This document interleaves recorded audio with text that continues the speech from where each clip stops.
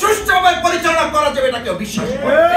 প্রলম্বিত করার পরিবর্তে কেউ টেনে হিস্ট্রি নির্বাচনকে ত্বরান্বিত করার ষড়যন্ত্র করছে। 100 জন লোকের অন্তত 70 জন লোক যদি এটা না বলে যে আমাদের এখন দরকার নির্বাচনের চেয়ে বিচার এবং সংস্কারটা যদি না বলে, তাহলে আমাদের কথা আমরা শুধু প্রত্যাহার করবো না, যা শাস্তি দেবে এই জাতি আমরা তা মাথা পেতে।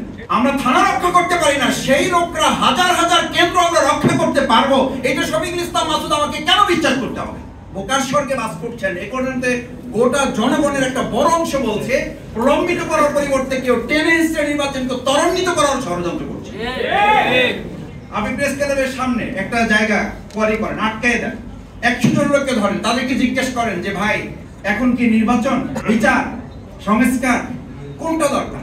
আপনি 100 জন লোকের মধ্যে থেকে যেই চয়েস আপনার পছন্দ হয়, ওই 100 জন লোকের অন্তত 70 জন লোক যদি এটা না বলে যে আমাদের এখন দরকার নির্বাচনের চেয়ে বিচার এবং সংস্কারটা যদি না বলে, তাহলে আমাদের কথা আমরা শুধু প্রত্যাহার করবো না, যা শাস্তি দেবে এই জাতি আমরা তা মাথা পেতে। এটার জন্য তো কারণ আছে। সেই কারণগুলো হচ্ছে আমাদের শিক্ষিত জাতি, শিক্ষিত অঞ্চল, শিক্ষিত গোষ্ঠী, তারাই আমরা বক্তৃতা করছি। আমার কথা না শুনলে টিউনও থাকতে পারবেন না, আমার কথা না শুনলে ওসি থাকতে পারবেন না, এলাকা ছাড়তে হবে।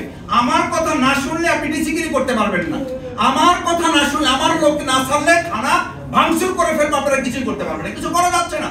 আমরা থানা রক্ষা করতে পারি না, সেই লোকরা হাজার হাজার কেন্দ্র আমরা রক্ষা করতে পারবো, এটা শফিকুল ইসলাম মাসুদ আমাকে কেন বিশ্বাস করতে হবে?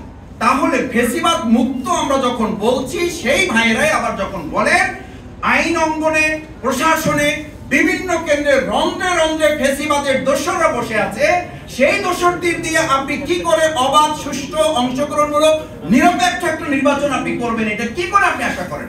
যে শিক্ষা প্রতিষ্ঠানগুলোতে এখনো ফ্যাসিস্টদেরকে, দোসরদেরকে সরিয়ে কমিটিগুলো পুনর্গঠন করা সম্ভব হয় নাই, সেই শিক্ষকদেরকে বাদ দিয়ে আপনি কি করে একটা সুষ্ঠু নির্বাচন করবেন? এই শিক্ষকরাই তো বিচারিক ও বিচারক এবং কেন্দ্রে তারা দায়িত্ব পালন করবে।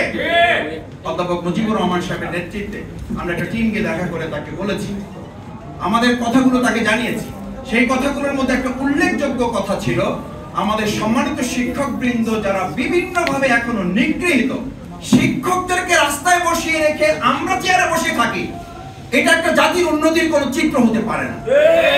শিক্ষকদেরকে দিনের পর দিন রাস্তায় ঘুরিয়ে আমরা এসির মধ্যে বসে সিদ্ধান্ত গ্রহণ করে দেশ চালাবো, এটার জন্য আমাদের ভাইয়েরা, বোনেরা, আমাদের শিক্ষকেরা এই প্রেস ক্লাবের সামনে যারা এসির মধ্যে বসে এখন দেশ চালান, আমি শফিকুল ইসলাম মাসুদ সাক্ষী দিচ্ছি, এই প্রেস ক্লাবের সামনে আমি লুঙ্গি পরা শিক্ষকদেরকে দেখেছি যারা ঘর থেকে প্যান্ট পরে আসার সময় নেন নাই, তার আগে তার ছাত্রদেরকে বাঁচাবার জন্য ফ্যাসিবাদের গুলির সামনে দাঁড়িয়েছেন। সেই শিক্ষকদের দাবি না মানলে বাংলাদেশকে সামনের দিকে সুষ্ঠুভাবে পরিচালনা করা যাবে এটা কেউ বিশ্বাস করে।